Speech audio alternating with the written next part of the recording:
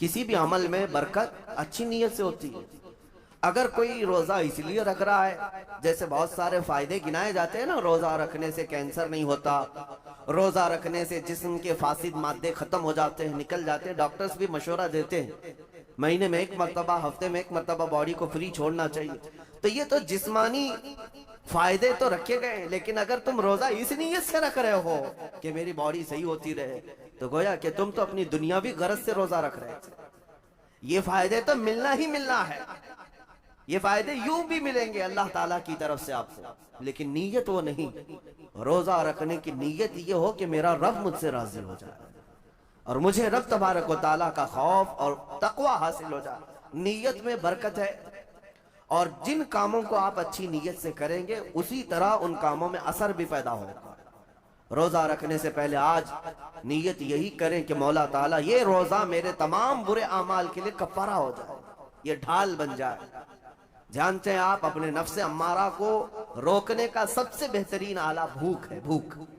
جتنا آدمی بھوک کے ذریعے سے اپنے نفس کو مار سکتا ہے، دوسری کوئی چیز نہیں۔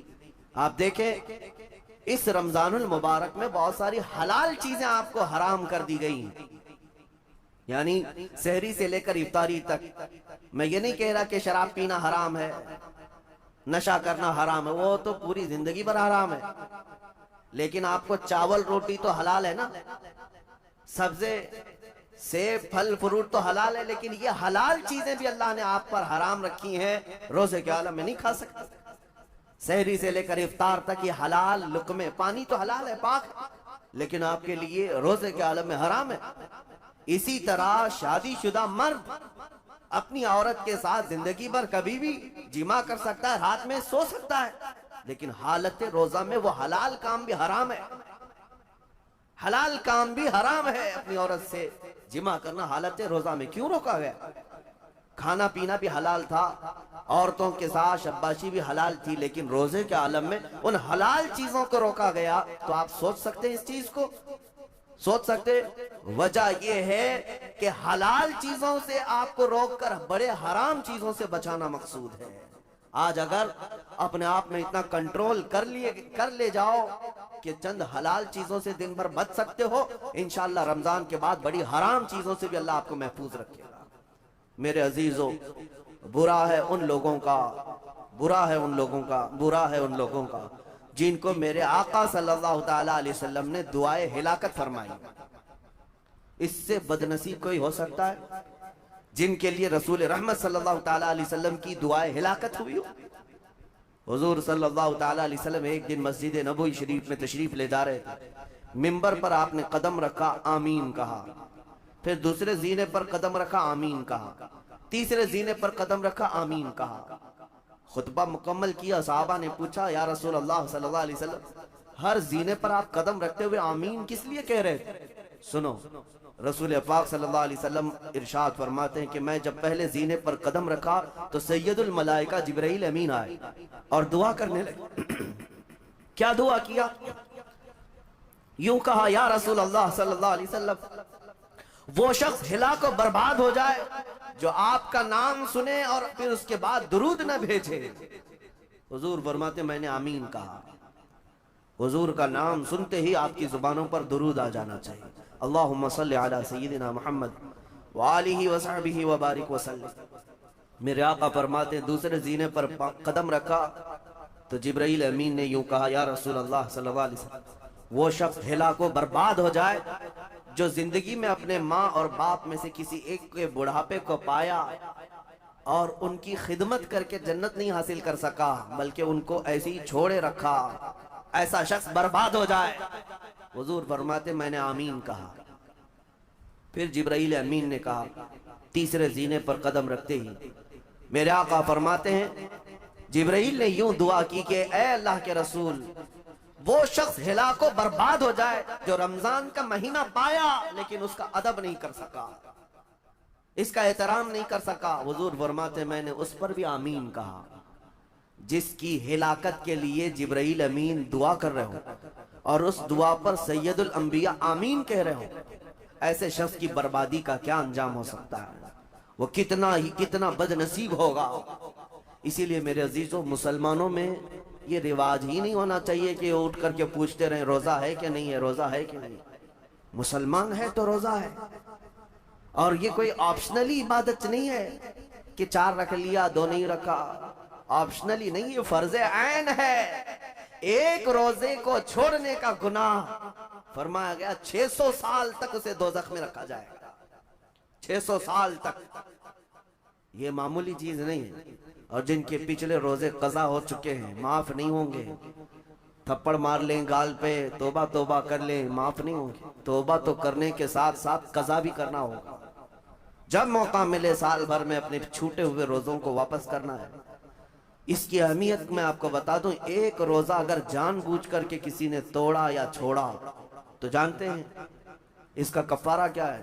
اس کا کفارہ یہ ہے کہ اس کے بدلے میں دوسرے دنوں میں 60 روزے کنٹینیو رکھے۔ رمضان کا ایک روزہ پورا کرنے کے لیے 60 روزے رکھنے پڑ جائیں گے۔ ہاں اگر کسی عذر کی وجہ سے، کسی تکلیف کی وجہ سے چھوڑا تھا، بیمار تھا یا سفر میں تھا یا تکلیف کی شدت تھی، اس وجہ سے روزہ چھوڑا تھا، تو اس کے بدلے میں ایک روزے کی قضا ایک ہی روزہ ہوگی۔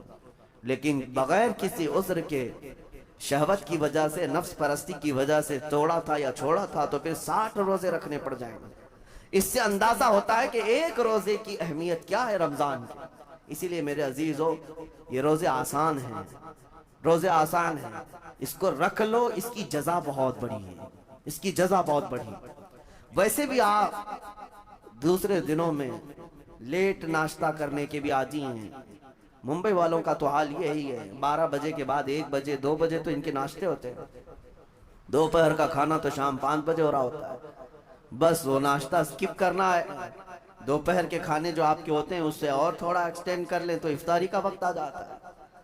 کوئی بہت بڑی دقت کی بات نہیں، کوئی بہت بڑے بوجھ کی بات نہیں، آسان ہے۔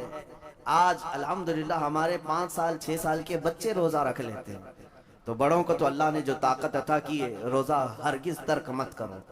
لیکن ساتھ میں آج یہ میسج ضرور دوں گا، نیت یہ کرو کہ مجھے تقوی مل جائے، مجھے پرہیزگاری مل جائے۔